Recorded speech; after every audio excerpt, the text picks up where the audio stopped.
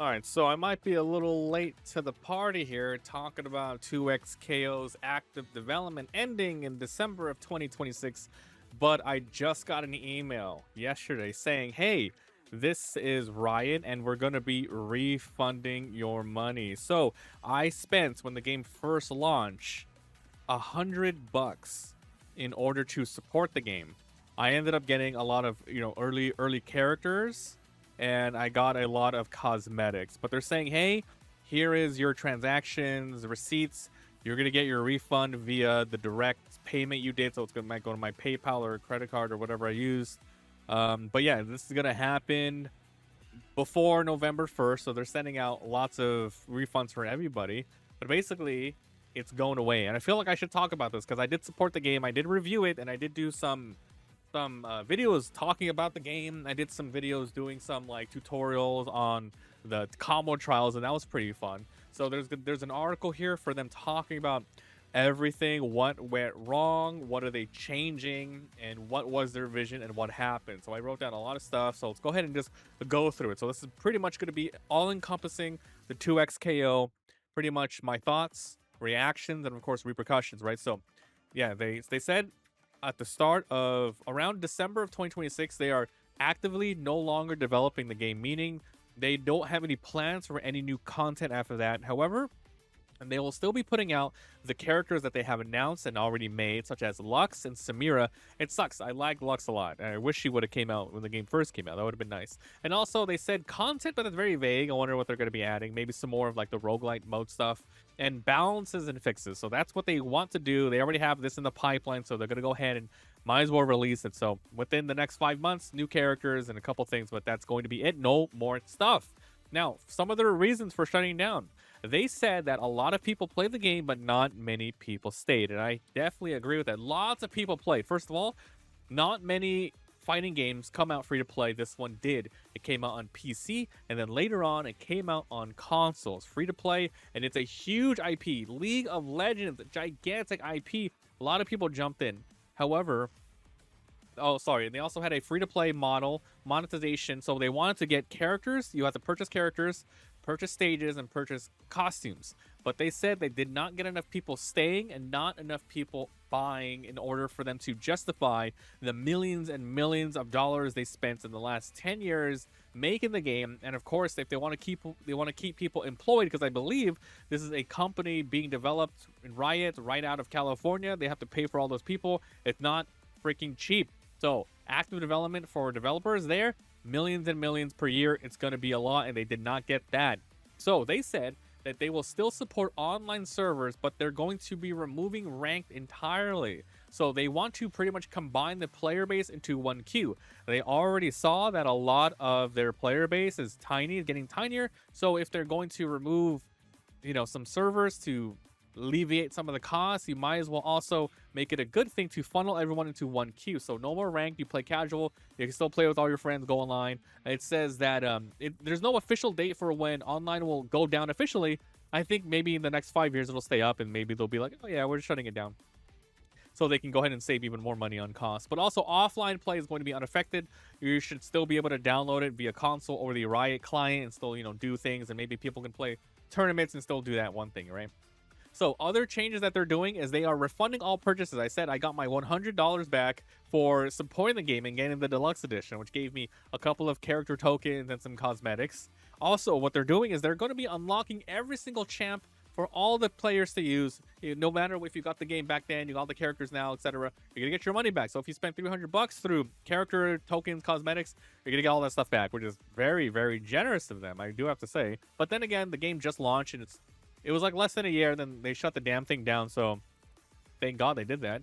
Otherwise, potentially could get some sort of like, I don't know, if they didn't do that, could there have been a potential lawsuit on their hand? Maybe they just wanted to show that, hey, we tried, we had a lot of goodwill, and we want to give the money back. We just failed. That's what happened. So yeah, also anything that you bought can also be kept. All the avatar and profile cosmetics can be bought with in-game currency now. But basically, here's going to be my thoughts of what happened, what it could have been, what I liked and what I disliked about the game. Just wrote some stuff down here. So first of all, I think the biggest biggest hindrance, in my opinion. These are all just my opinion stuff, and please let me know in the comments if you agree, disagree, or maybe I left some things out. But basically, 2XKO was a terrible name for this game. 2XKO. It sounds like a joke of a title, and if you want to really try to get in League of Legends fans, you need to, at a glance in the name itself, show people this is a Riot League of Legends game. You don't know how many times I've seen people, I had to explain, oh yeah, 2XKO, it's a League of Legends fighter. Basically, I had to put a subtext on League of Legends fighter. They couldn't just add something that says, you know, a League of Legends game or League of Legends fighter, LOL, something. It's just no mention of it. It's just an extra step for people to understand this is League of Legends, and this is a huge, crazy IP. Obviously, it's MOBA stuff. You have the shows, you got Arc, whatever the hell is it called, and you have also Riftbound, which I really like. I really like Riftbound. But basically, but that also doesn't have League of Legends in the name. But that thing's doing well. But yeah, this is just terrible. They really, really shot themselves in the foot, not helping them out by just not letting people know at a glance this is League of Legends stuff. They also tried to push 2XKO because like it's hard to freaking market to people who don't really play fighting games. So they want to expose their MOBA fans, their MOBA core audience. So they try to do lots of ad bumps on the Riot client themselves, saying, hey, 2XKO is ready to play. You know, it's also on the tab. You can play it. Also, in a lot of esports streams, for example, during League of Legends finals and all that stuff, they would say, hey, 2XKO, you maybe want to play it here, try it out. People didn't even know the game launched. When it first came out, it was like a lot. It was like throughout the 10-year developments, they've had lots of things being shown, things being reworked. They also had like closed betas for people to play. They had content creators play a little bit, show some things off.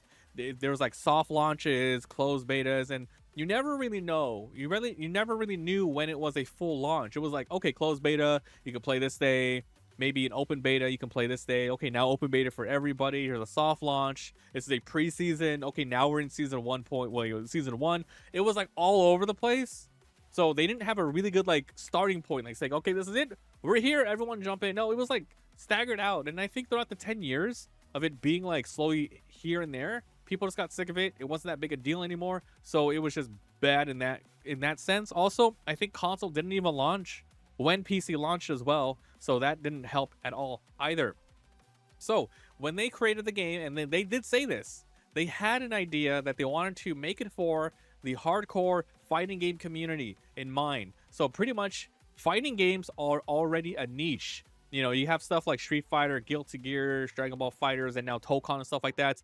They're fun. They have a lot of people actively playing them, but not like as much as MMOs or, you know, Monster Hunters, stuff like that. But it's still a fun game that people play in that sort of genre. It's a niche. However, they added a tag system on top of this, and that makes it even more of a niche. They are beloved games, you know, like I said, Dragon Ball Fighters, Marvel vs. Capcom, stuff like that. But once again, they are more niche. So if you want to get a lot of casual people playing the game, because that's what they're going to be. People who are playing the League of Legends MOBA, they're not all, like maybe like a couple percentage of them actually play fighting games in general. And if they want to push people onto there, they needed to make it a lot more, in my opinion, much more casual than what they did. Yeah, they tried to make it more casual friendly via the Pulse system, and that was like the auto combo system. And they try to make it so you don't have to necessarily play as a tag team game. You can do Juggernaut. You can play with one character, but then at the same time, you're playing against other people who know the game more, maybe even, you know, are new to the game, but they mastered the tag team stuff. So you're essentially playing 1 versus 2 characters and stuff like that. So it's like all over the place, and you knew that they were experimenting and trying to make things work. When they even came out with like the true duo mode, that was really weird. But yeah, it just, casual players could not get into it because of the niche and the launching all over the place. It was kind of nuts. So as I mentioned here, the development took way too long, over 10 years with only 11 or so characters at launch. It felt like the behind the scenes was a sunk cost fallacy. Like they did all this already. They have to launch it to hope it, you know, it becomes a success. So when they officially did really launch it, it was like on the up and up. And I felt like they did have a long-term sort of plan going, but then it hasn't even been a year yet, and they're shutting the game down.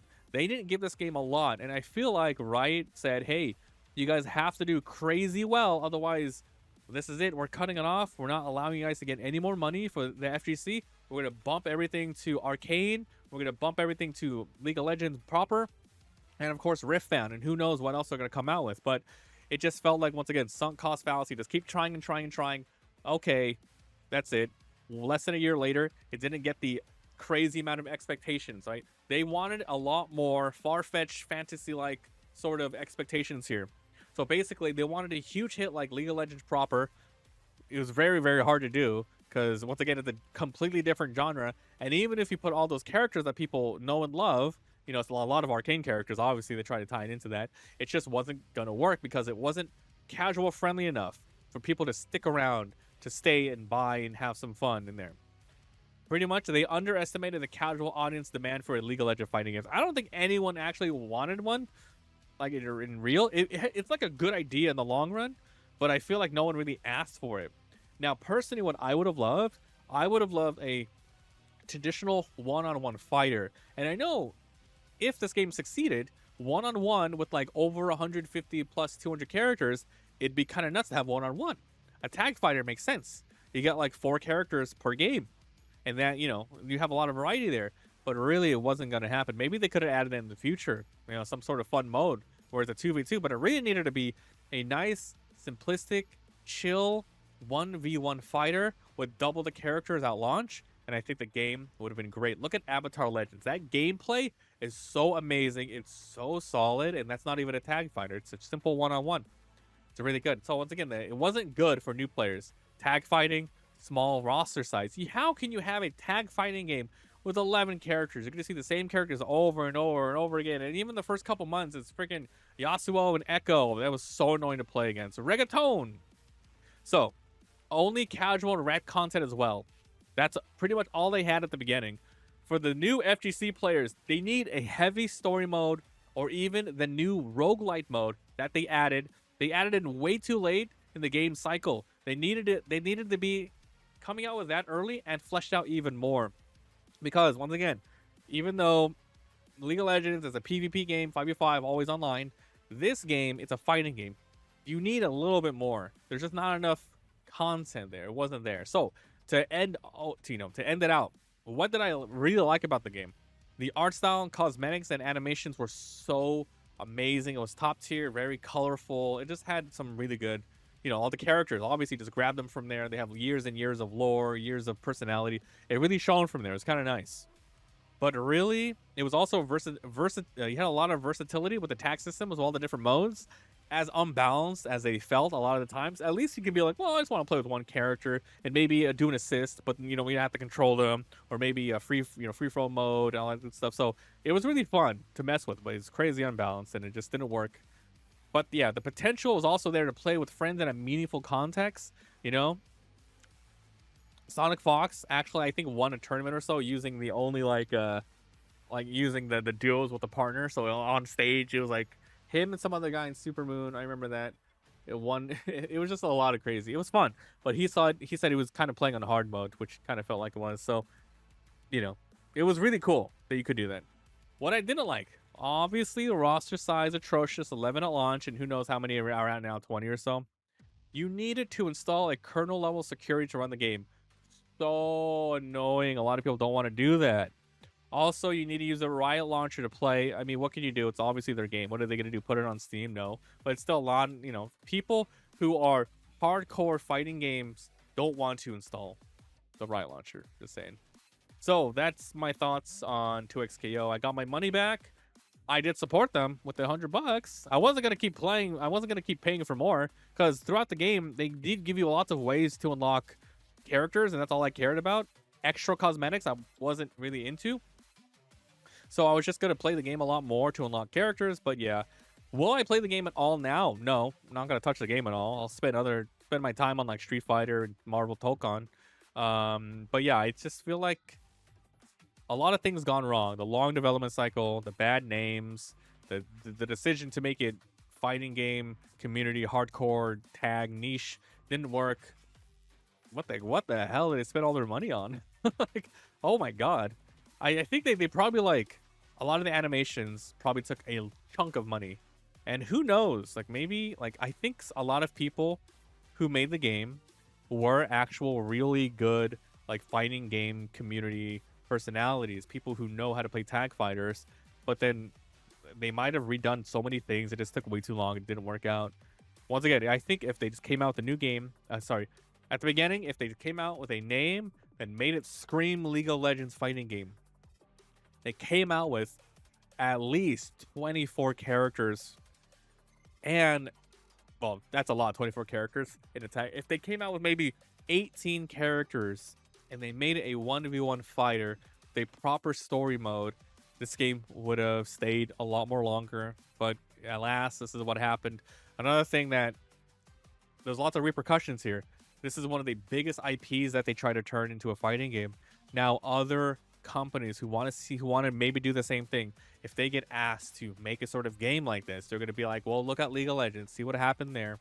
Lots of other games like Invincible versus, it's kind of dead already, unfortunately.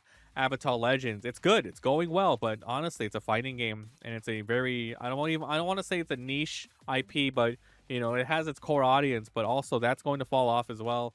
So, and if this big, huge thing failed, not a lot of companies, not a lot of large IPs that people are going to want to turn into fighting games will have the chance to do this, because they saw they can track all the mistakes, all the money they spent, everything that they tried to make work that didn't. And also another thing was dumb is I think the cosmetic sort of like they tried to do like a Fortnite battle pass like rotating shop for cosmetics. I think that's what happened as well, and that's freaking garbage. They wish they didn't do that. So they made it harder for people to spend money. But yeah, they gave all the money back. So they just took the hit and just lost everything. Man, I also, if they just kept the game going as now, potentially it could have found a really nice audience to keep going. But at the same time, they did something weird, and their active development costs are just way too high to even justify small characters coming out every now and then. And potentially, if this ended up with 50 or 60 characters in the next couple of years, it could have grown into something. And but yo, they wanted to pull the plug, so Riot pulled it. They had a good foundation, but the active development costs were just way too much for how many people stayed. And I guess they're not going to show us the numbers. There's no Steam charts for this, but I guess it was that bad. That bad. Maybe like 5% of the people actually continued played, and maybe only 3% of those people who continued playing spent money. So didn't make sense, right? Didn't make sense. So there's just too much in the hole. All right, so that was my thoughts on 2xKO going down. Wow, who knows? So we'll see what happens. Thanks for watching. I'll see you guys next time. Let me know what you guys think in the comments. Bye.